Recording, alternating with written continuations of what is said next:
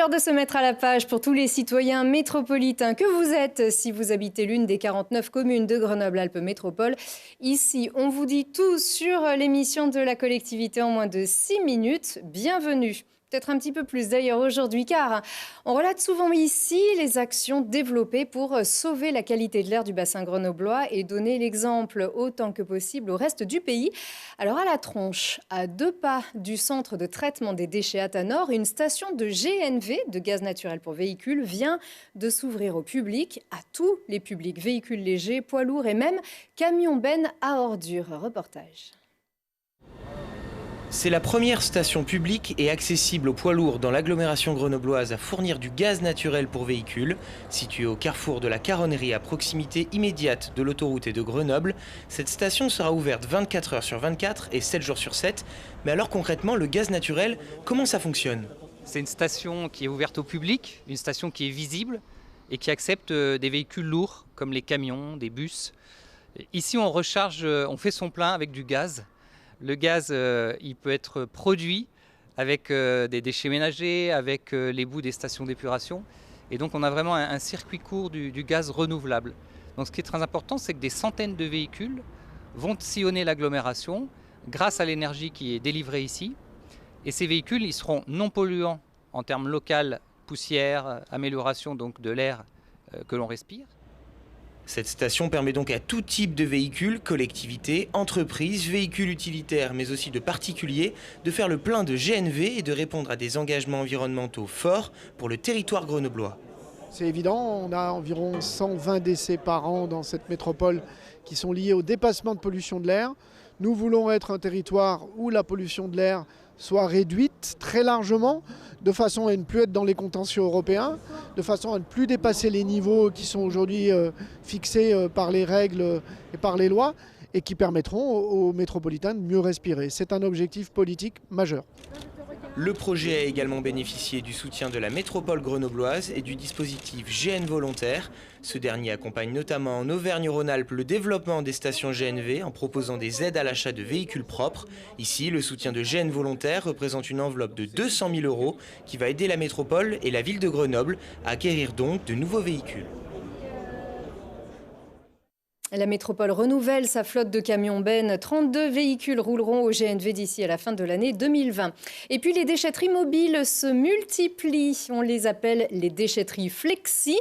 Pendant une journée, des bennes sont installées au plus près des quartiers et des habitants qui peuvent déposer leurs encombrants, mobilier, électroménager ou même des cartons et des vêtements. Tout ceci pour sensibiliser au tri, pour aider les habitants dans les zones urbaines denses et prévenir les dépôts sauvages. C'est samedi 5 octobre. La déchetterie viendra s'installer à Pont-de-Clé de 9 h à 13 h aux îles de Mars Olympiade. Le 12 octobre, c'est au Sapé en Chartreuse et le 16 octobre, quartier Mistral à Grenoble. Une semaine pour l'emploi, ça commence jeudi prochain, 3 octobre. La région, Pôle emploi, toutes les collectivités, associations, organismes se donnent la main pour les demandeurs d'emploi avec cette année encore le Forum Emploi Métropole de Grenoble. Alors une semaine pour un emploi, c'est un événement annuel qui est extrêmement important en Auvergne-Rhône-Alpes. Ça se traduit par des forums qui ont lieu à plusieurs endroits du département. Nous avons 15 manifestations et nous allons permettre à plus de 350 entreprises de tenir un stand pour présenter leur recrutement. Et aujourd'hui, nous avons déjà près de 1800 offres qui sont à disposition des demandeurs d'emploi. Vous avez tout type de postes. Donc vous allez avoir des choses sur l'industrie, sur les services, le bâtiment, les travaux publics. Vous avez le transport logistique. Vous avez une spécificité sur Grenoble concernant le numérique et les emplois de l'informatique. Vous en avez sur la logistique, par exemple, du côté de Villefontaine. Donc, vous avez l'ensemble des secteurs qui est représenté et des entreprises également d'intérim qui se mobilisent, qui elles aussi vont recruter pour plusieurs entreprises et pour plusieurs secteurs d'activité. Alors, c'est jeudi 3 octobre à la patinoire Pôle Sud, le 4 c'est à Saint-Égrève, le 9 à Cessin et le 10 à Pont-de-Clé, avec à chaque rendez-vous son domaine d'activité. Rendez-vous sur lamétro.fr pour tous les détails. Les sentiers tout autour du bassin grenoblois sont balisés et entretenus par les services de la métropole avec des parcours sur mesure pour les adeptes du trail, la course de montagne qui a de plus en plus la cote. Reportage Lina Vadredine. Verte, bleue, rouge ou noire, facile ou difficile, une quinzaine de nouveaux parcours de trail permanents ont été aménagés sur la métropole. Un moyen de sécuriser les chemins grâce à un balisage indiquant le niveau de difficulté et la direction de l'itinéraire. Le balisage, il consiste à montrer la difficulté de chaque parcours, vert, bleu, rouge et parfois noir comme sur les pistes de ski en fait. Et on utilise la distance mais aussi le dénivelé et le plus long dénivelé qui sont des caractéristiques du trail qui sont importantes à savoir quand on court. Et voilà, donc ça reprend ces couleurs-là. Les parcours aménagés se trouvent à la Bastille, dans les Vouillants, à la Frange Verte, au domaine de Visil et au col de Porte. Chacun de ces secteurs en compte au moins 2. Ça permet aux gens qui ne connaissent pas les chemins de pouvoir aller courir un peu là où ils veulent et découvrir de nouveaux parcours. J'habite à 500 mètres d'ici, donc c'est mon terrain d'entraînement, mon terrain de jeu. Et je viens 2 fois par semaine à peu près. C'est un confort pour l'entraînement et puis de découvrir plein de secteurs aussi qu'on ne connaît pas forcément et ça permet de sortir facilement. Dans chaque zone, on retrouve à la fois des parcours accessibles aux familles, aux personnes porteuses de handicap et aux trailers de haut niveau.